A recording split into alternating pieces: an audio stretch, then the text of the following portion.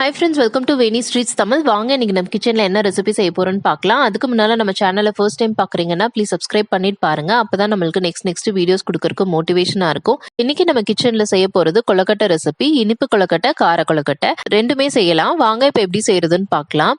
கொழுக்கட்டைக்கு மாவு அரைக்கணும். அதுக்காக அரிசி ஊற வச்சு எடுத்துக்கலாம். இனிப்புக்கும் காரத்துக்கும் தனித்தனியாவே நான் அரிசி ஊற வச்சு எடுத்துக்கிறேன். இனிப்புக்கு 1/2 டம்ளர் மட்டும் எடுத்துக்கிறேன். காரத்துக்கு 1/2 டம்ளர் அளவு அரிசி நல்லா வாஷ் பண்ணிட்டு ஒரு 4 மணி நேரம் ஊற வச்சு எடுத்துக்கலாம். அரிசி நல்லா ஊறிடுச்சு. இப்போ ஃபர்ஸ்ட் இனிப்பு கொழுக்கட்டைக்கு மாவு அரைச்சு எடுத்துடலாம். தண்ணியெல்லாம் நல்லா வடிச்சிட்டு அரிசியை மட்டும் மிக்ஸி ஜார்ல போட்டுக்கலாம். போட்டு ஒரு சுத்திட்டு மறுபடியும் தேவைப்பட்டா கொஞ்சம் கொஞ்சமா தண்ணி விட்டு நல்லா அரைச்சு எடுத்துக்கலாம். அரிசி ஓரளவு அரைஞ்சதும் வெல்லம் சேர்த்து ஒரே ஒரு சுத்து மட்டும்தான் விடணும். ரொம்ப அரைச்சோம் அப்படின்னா நீர்த்து போயிடும். வெல்லம் கட்டி கட்டியா இருந்தாலும் ப்ராப்ளம் இல்லை. நம்ம எண்ணெயில போட்டு வணக்கும் போது அது கரைஞ்சிரும். நான் இன்னைக்கு அச்சு வெல்லம் யூஸ் பண்றேன். 1/2 டம்ளர் அரிசிக்கு ஒரு 2ல இருந்து 3 அச்சு வரைக்கும் தேவைப்படும். ஸ்வீட்னஸ் மைல்டா இருந்தாதான் அடுத்தடுத்து திகட்டாம நம்ம சாப்பிட முடியும். அவ்வளவுதான். இப்ப நம்ம இனிப்பு கொழுக்கட்டைக்கு மாவு அரைச்சு எடுத்தாச்சு. அடுத்து நம்ம கார கொழுக்கட்டை செய்ய மாவு அரைச்சிடலாம். அதே மாதிரி தண்ணியை வடிச்சிட்டு ஒரு மிக்ஸி ஜார்ல அரிசியை சேர்த்துக்கிறேன். கூடவே 1 டீஸ்பூன் சீரகம் சேர்த்துட்டு தேவையான அளவு உப்பு சேர்த்துட்டு நான் மாவை கொரன்னு அரைச்சு எடுத்துக்கிறேன். குவான்டிட்டி கொஞ்சம் நிறைய இருக்கிறதுனால மிக்சியில அத்தனையும் போட முடியாது. அதனால நான் 2 பேட்சா போட்டு எடுத்துக்கிறேன். கார கொழுக்கட்டைக்கு சீரகம் சேர்த்து அரைச்சாதான் வாசனையா இருக்கும். இப்போ நம்ம மாவெல்லாம் அரைச்சாச்சு. கொழுக்கட்டை செய்ய ஆரம்பிச்சிடலாம். இப்போ இனிப்பு கொழுக்கட்டை செஞ்சிடலாம். இந்த மாவுல 1 டீஸ்பூன் அளவு எள்ளு சேர்த்துக்கோங்க. அடுப்பு பற்ற வச்சு ஒரு அடிகனமான பாத்திரம் வச்சுக்கோங்க. 2 டீஸ்பூன் தேங்காய் எண்ணெய் விட்டுக்கோங்க. அப்பதான் நல்லா ஃபிளேவர்ஃபுல்லா இருக்கும் கொழுக்கட்டை.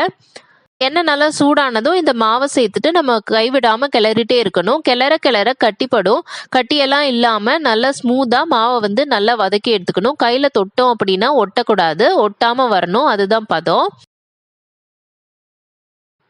இப்ப மாவு ரெடி ஆயிடுச்சு. நம்ம அடுப்பை ஆஃப் பண்ணிட்டு ஒரு இட்லி பாத்திரம் வச்சு கொஞ்சமா தண்ணி விட்டு மேல இட்லி தட்டு வச்சு ஒரு துணி போட்டுட்டு இந்த மாதிரி பிடிச்சு எடுத்துக்கணும். சூடா இருக்கும் போதே செஞ்சுட்டோம் அப்படின்னா நல்லா சாஃப்டா இருக்கும். கொழுக்கட்டை வெந்து வரும்போது ஆறுச்சு அப்படின்னா கொஞ்சம் ஹார்டான மாதிரி ஆயிரும்.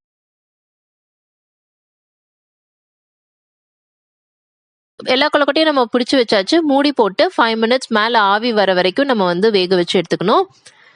இப்போ மேலே ஆவியெல்லாம் வர ஆரம்பிச்சிருச்சு. கொழுக்கட்டை வெந்துருச்சான்னு பார்க்கலாம் வாங்க. சூப்பரா கொழுக்கட்டை நல்லா சாஃப்டா வெந்துருச்சு. இப்போ இதை எடுத்து அப்படியே நான் ஹாட் பாக்ஸுக்கு ட்ரான்ஸ்ஃபர் பண்ணிக்கிறேன். கார கொழுக்கட்டை செய்ய தேவையான இன்கிரீடியன்ஸ் என்னென்னு பார்த்துட்டு வந்துடலாம். நம்ம அரிசியோட சீரகம் சேர்த்து அரைச்சு வச்சிருந்தோம் இல்லையா, அந்த மாவு, பொடியா கட் பண்ண சின்ன வெங்காயம், பச்சை மிளகாய், கருவேப்பிலை, கொத்தமல்லி, தேங்காய், கடுகு, கடலைப்பருப்பு, தேங்காய் எண்ணெய். இப்போ ஒரு அடிகனமான பாத்திரம் வச்சுக்கோங்க. அதுல 2 டீஸ்பூன் தேங்காய் எண்ணெய் விட்டு கடுகு கடலைப்பருப்பு தாளிச்சுக்கலாம். கடலைப்பருப்பு நல்லா செவந்ததும் நம்ம கட் பண்ணி வச்சிருக்க சின்ன வெங்காயம், கருவேப்பிலை, பச்சை மிளகாய் இதெல்லாம் சேர்த்துக்கலாம். இப்போ வெங்காயம் நல்லா வதங்கினதும் தேங்காயும் கொத்தமல்லியும் சேர்த்துட்டு நம்ம அரைச்சு வச்சிருக்கோம் இல்லையா இந்த மாவு, அதையும் சேர்த்துட்டு நான் கைவிடாம கட்டி தட்டாம கிளறிட்டே இருக்கணும்.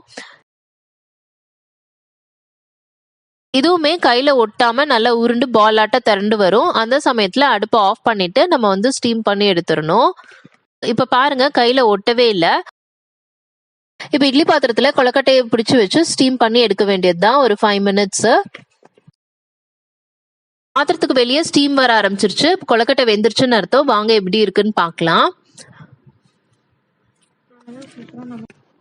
கொழுக்கட்டை சூப்பரா வெந்துருச்சு.